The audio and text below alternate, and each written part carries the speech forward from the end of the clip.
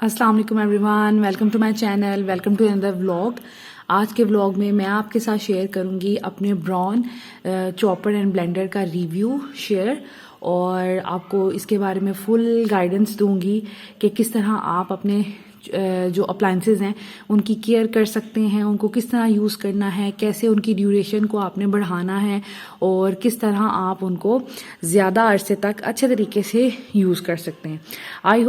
I know कि बहुत से लोग होंगे जो कि जानते होंगे ये सब चीज़ें, लेकिन वो नई लड़कियां जिनकी भी शादी हुई है या होने वाली है उनके लिए एक अच्छी गाइडेंस हो जाएगी और जो लोगों को नहीं पता उनके लिए भी अच्छी गाइडेंस हो जाएगी। तो इंसान अपने एक्सपीरियंसेस से ही सीखता है, मैंने भी अपने एक्सपीरियंसेस से सीखा है। तो इस वजह से मैं अपने जो भी मेरे एक्सपीरियंसेस होते हैं मैं उनके साथ आपके साथ ज़रूर शेयर करती हूँ। तो ये है जी मेरा ब्राउन का चॉपर प्लस ब्लेंडर। ये मैंने लिया था तकरीबन चंद माह पहले और मुझे बहुत से इसके बारे में क्वेश्चंस आते हैं कि कहाँ से लिया है, इसका मॉडल क्या है और कितने का लिया है, दिस एंड दैट। तो मैंने सोचा कि मैं एक इस पे वीडियो बना दूं ताकि जो लोग जानना चाहते हैं उनके लिए ये काफ़ी यूज़फुल हो जाए। तो ये कंपनी जो है ब्राउन ओरिजिनल है, ठीक है।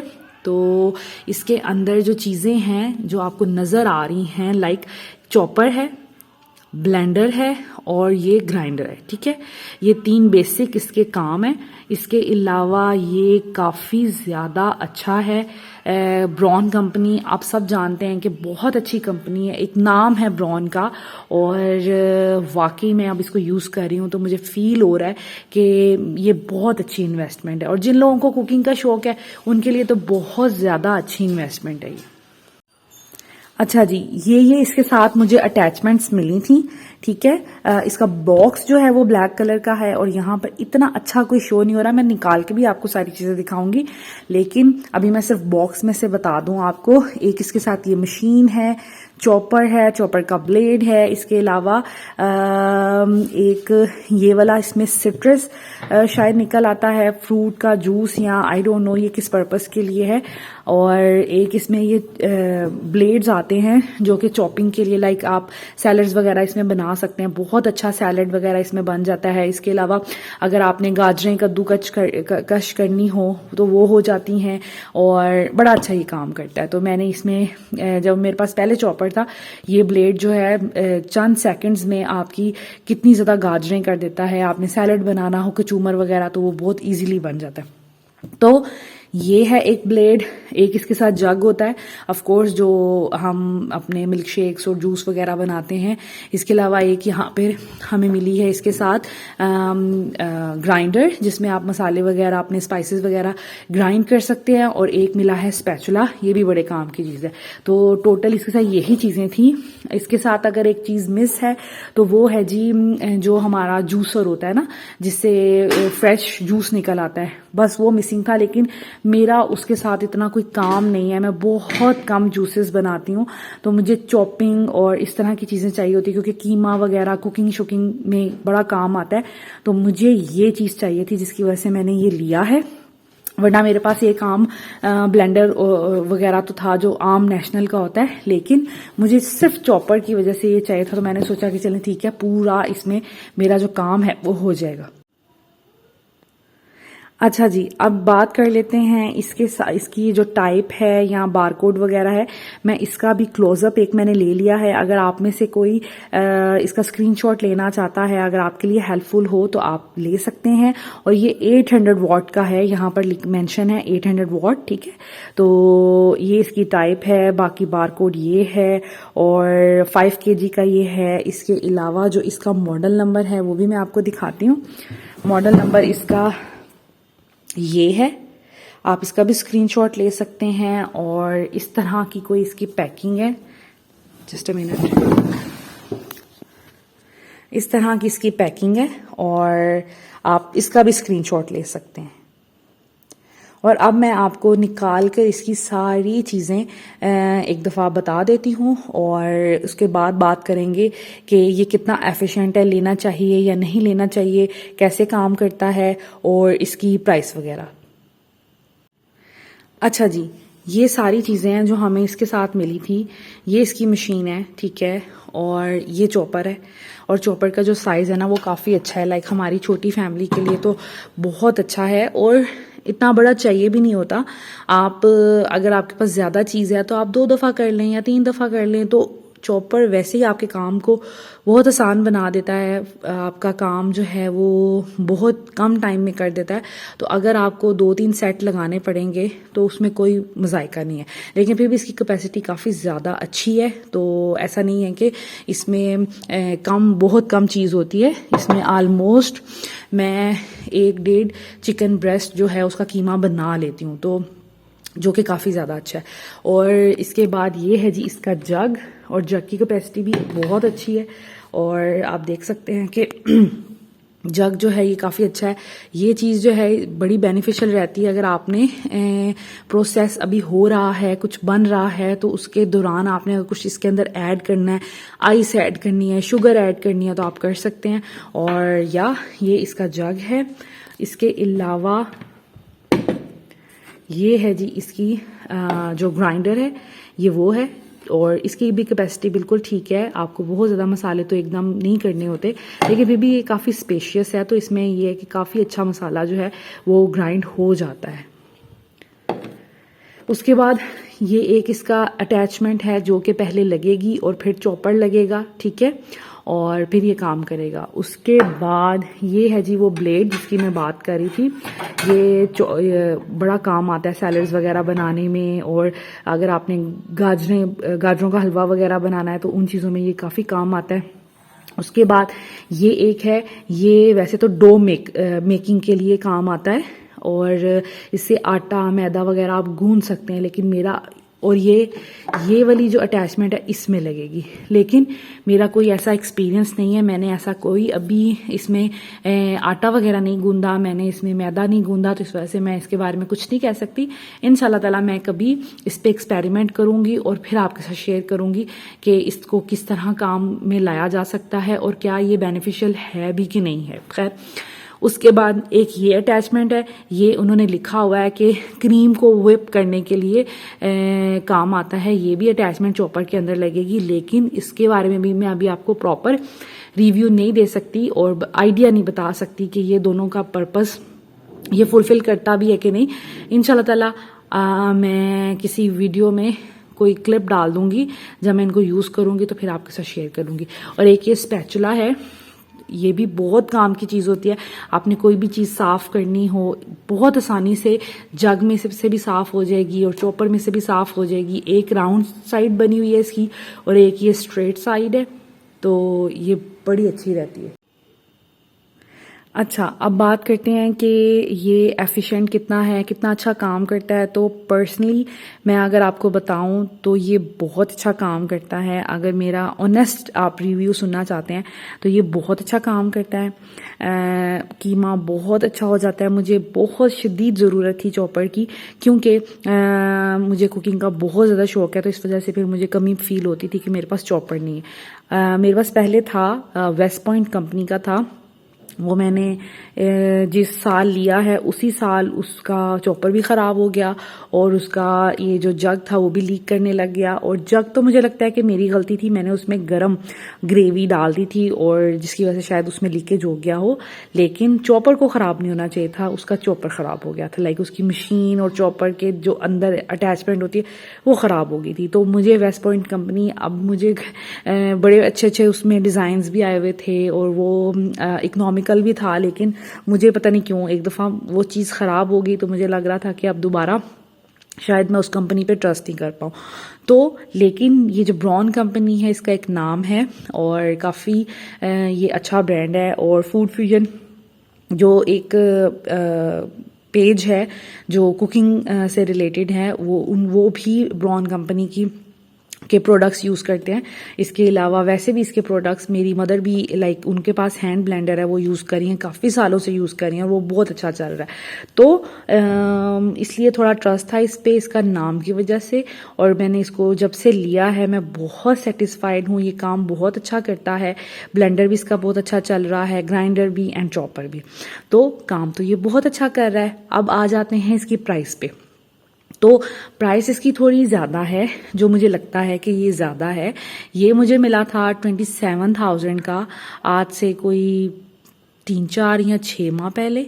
और अभी मैंने आप लोगों के वीडियो बनाने के लिए मैंने सोचा कि मैं क्यों ना इंटरनेट पे रिसर्च करूं कि अभी इसकी प्राइस क्या है। तो अभी इसकी प्राइस दराज पे मैंने चेक किया था, ऑलमोस्ट यही लाइक इसका वो था, कोड था, तो इसकी प्राइस थी ऑलमोस्ट 33,000। तो आई डोंट नो कि आपको अभी कितने का मिलेगा। आप विजिट कर लें मार्केट में, और अगर आपने लेना है इस तरह का, तो आपके लिए एक सजेशन है मेरी कि कभी भी कोई भी इलेक्ट्रॉनिक्स का जो प्रोडक्ट है ना, वो किसी ऐसी वैसी जगह से नहीं लें, आम बाज़ारों से नहीं लें, लोकल मार्केट से नहीं लें, क्योंकि इनकी भी कॉपीज़ बनती हैं, कोई भी इन चीज़ों को कॉपी कर सकता है। तो कोशिश ये करें कि किसी ऑथेंटिक जगह से लें, किसी अच्छी जगह से लें, जैसे मेट्रो बहुत अच्छी जगह है इलेक्ट्रॉनिक्स परचेज करने का।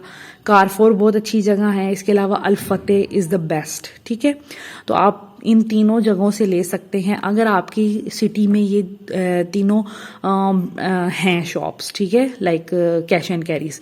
अगर नहीं है तो फिर जिस पे आपका ट्रस्ट है उस कैश एंड कैरी से या उस कंपनी से, या आप डायरेक्ट इंटरनेट पे ब्रॉन कंपनी से रब्ता कर लें, वहाँ से आपको शायद उनका कॉन्टैक्ट नंबर वगैरह मिल जाए, होम डिलीवरी हो जाए, इस तरह कुछ हो सकता है। अगर आपने दराज से भी इसको ऑर्डर करना है तो प्लीज़ रिव्यूज़ चेक कर लिया करें, रेटिंग पेज की चेक कर लिया करें, और लोगों ने ओरिजिनल पिक्चर्स लगाई होती है या अपना एक्सपीरियंस शेयर किया होता है, उनको पढ़ लिया करें, फिर कोई चीज़ आप परचेज किया करें। ये बहुत एक्सपेंसिव चीज़ है, इसलिए मैं आपको यही सजेस्ट करूंगी कि खुद जाएं फिजिकली मार्केट में और वहां से लें। कारफोर मेट्रो वगैरह वाले भी आपको टेस्ट इसका करके दिखाते हैं। आपने जो चीज़ ली उसको आपको फिर वो ऑन करके बताते हैं कि हाँ ये फंक्शनल है, ये चल रहा है। ठीक है, तो आपने इस तरह इसको परचेज करना है। और प्राइस मैंने आपको बता दी है, 27 का मैंने लिया था, अब मेरा ख्याल है 33 का हुआ है। वो शायद मेट्रो वगैरह पे, और वैसे भी मेट्रो कारफोर वगैरह पे ना सेल्स लगती हैं, प्रमोशंस उनकी चल रही होती हैं। समटाइम इलेक्ट्रॉनिक्स गाला होता है या इलेक्ट्रॉनिक्स की भी सेल होती है, तो आप उन चीज़ों को चेक किया करें और कोशिश किया करें कि तब आप वो चीज़ें परचेज किया करें। इसके लिए अब आपको कैसे पता चलेगा कि उनकी सेल्स चल रही हैं?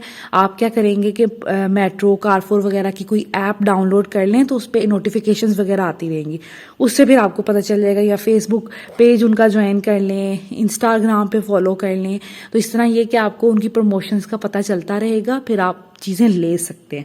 तो ये एक अच्छी इन्वेस्टमेंट है। अगर आपको कुकिंग का शौक है, आप चाहते हैं कि आपको इस तरह का कोई फूड प्रोसेसर आपको मिल जाए, तो फिर आप ये डेफिनेटली परचेज करें। अच्छा, अब जिनके पास इतना बजट नहीं है, जो नहीं अफोर्ड कर पा रहे हैं, जो नहीं इतने पैसे खर्च करना चाहते, वो क्या करें? उनके लिए एक सजेशन है कि आप इसके अलावा आप कैम्ब्रिज एक कंपनी है जिसका रिसेंटली मैंने अपनी कज़न को गिफ्ट किया था, वो भी फूड पूरा प्रोसेसर था, उसके अंदर ये सब चीज़ें थी। इसके अलावा फ्रेश जूस निकालने वाला भी एक ऑप्शन था, तो लाइक उसके अंदर ज़्यादा चीज़ें थी। वो मिला था 16,000 का, वो भी मैंने कारफोर से ही लिया था। और वो मैंने इसलिए लिया था क्योंकि मेरी एक फ्रेंड के घर में गई थी, उनका मैंने चॉपर यूज़ किया था, वो कैम्ब्रिज का था, तो मुझे बहुत अच्छा लगा। मैं बड़ी इंप्रेस हुई कि ये तो बड़ा अच्छा काम कर रहा है। तो तब से मेरे माइंड में वो कंपनी थी, इस वजह से फिर मैंने वो जो है अपनी कज़न के लिए मैंने वो सिलेक्ट किया था। आप वो वाला ले सकते हैं। इसके अलावा आप कोई भी कंपनी का ले लें, थोड़ी सी रिनाउंड कंपनी होनी चाहिए, बहुत ज़्यादा लोकल में ना जाएं, ये ना हो फिर उसमें कोई ख़राबी पैदा हो जाए। इसके अलावा कुछ सेफ्टी मेजर्स होते हैं, कुछ ऐसी चीज़ें होती हैं कि आप उनको फॉलो अगर कर लें तो फिर आपका काम जो है ना आसान हो जाता है और चीज़ भी आपकी ज़्यादा देर चलती है। सबसे पहली बात कि आपने अपना कोई भी इलेक्ट्रॉनिक्स अप्लायंसेज हैं आपके जो स्पेशली किचन के हैं, और स्पेशली आपकी ये वाली जो मशीन होती है, ठीक है, जूसर, ब्लेंडर, चॉपर वगैरह, इसको आपने कभी भी 30 सेकंड से ज़्यादा के लिए नहीं चलाना। जब आप कंटिन्यूसली इसका बटन दबा के कोई काम करने लग जाते हैं, चीज़ अंदर वो चल रही है, आपका काम तो हो रहा है लेकिन आपकी मशीन जल जाती है, तो इस पे लिखा भी होता है, इसके इंस्ट्रक्शंस पढ़ लिया करें। इसके इंस्ट्रक्शंस पे लिखा होता है कि 30 सेकंड से ज़्यादा इसको नहीं चलाना। 30 सेकंड्स के लिए आपने चलाया, फिर छोड़ दें, थोड़ा रेस्ट दें, एवं 1-2 सेकंड्स के लिए, फिर दोबारा चलाएं 30 सेकंड्स के लिए, फिर रेस्ट दें, फिर ज़रूरत है तो आप फिर उसको चला सकते हैं। इस तरह कभी भी आपकी मशीन जो है नहीं जलेगी। अब आ जाते हैं ये प्लास्टिक की बॉडी की चीज़ों के बारे में। इनके लिए एक ही मेरा मशवरा है कि इनमें कभी भी गर्म चीज़ ना डालें। अगर आपने इसके अंदर जो होती है हमारी शामी कबाब का मसाला वो चॉप करना है तो कोशिश करें कि उसको थोड़ा सा रूम टेम्परेचर पे ले आए, फिर इसके अंदर डालें। ये कभी इसमें लीकेज वगैरह या इसका प्लास्टिक नहीं ख़राब होगा। इसमें भी कभी भी गर्म ग्रेवी, मैंने एक अपना अपना ब्लेंडर ख़राब कर लिया, इसलिए मैं आपको बता रही हूँ कि मेरा खुद का एक्सपीरियंस है। मैंने गरम उसमें डाल लिया था। हाँ, शीशे का जग हो तो वो उसमें भी डाल सकते हैं, लेकिन उसमें भी परहेज करें। लेकिन प्लास्टिक में आपने कभी भी गरम ग्रेवी कभी भी ब्लेंड नहीं करनी, ठीक है। थोड़ा सा उसको कूल डाउन होने दें, थोड़ा रूम टेम्परेचर पे आने दें, फिर इसके अंदर आप डालेंगे तो आपका कभी भी जग लीकेज नहीं करेगा, ठीक है। ये एक तो इनकी वो हो गई सेफ्टी मेजर्स कि आपने इनको किस तरह बचाना। बाकी किसी भी कंपनी का ले लें, जल्दी ये चीज़ें ख़राब नहीं होती। बस आपने केयर से इसको यूज़ करना है, इसको अच्छे से वॉश करना है और इसका ध्यान रखना है वॉश करने का।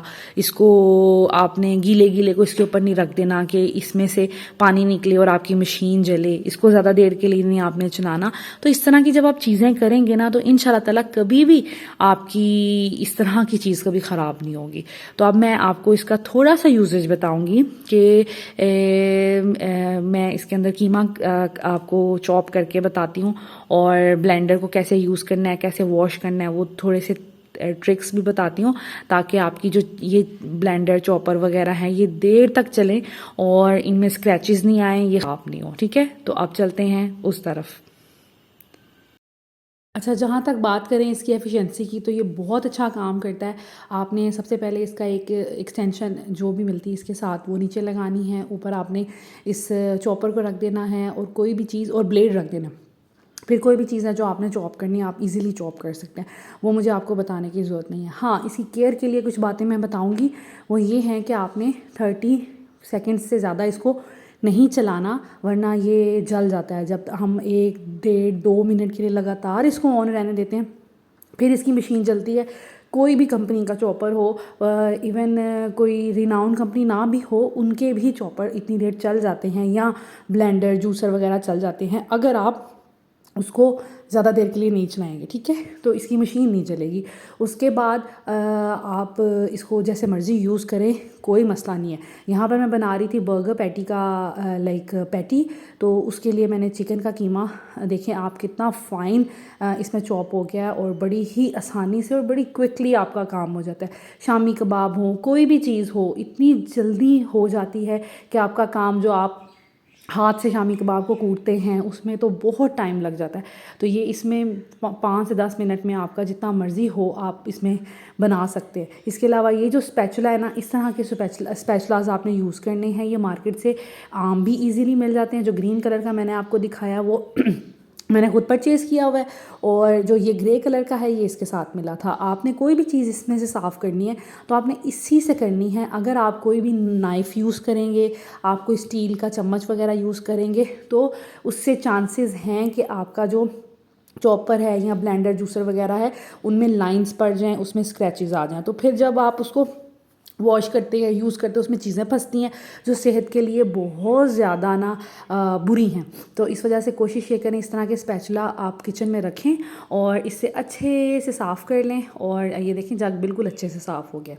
अब एक और मैं आपको टिप बता देती हूँ कि इसको आपने इसकी चमक, इसकी शाइन कैसे बरकरार रखनी है।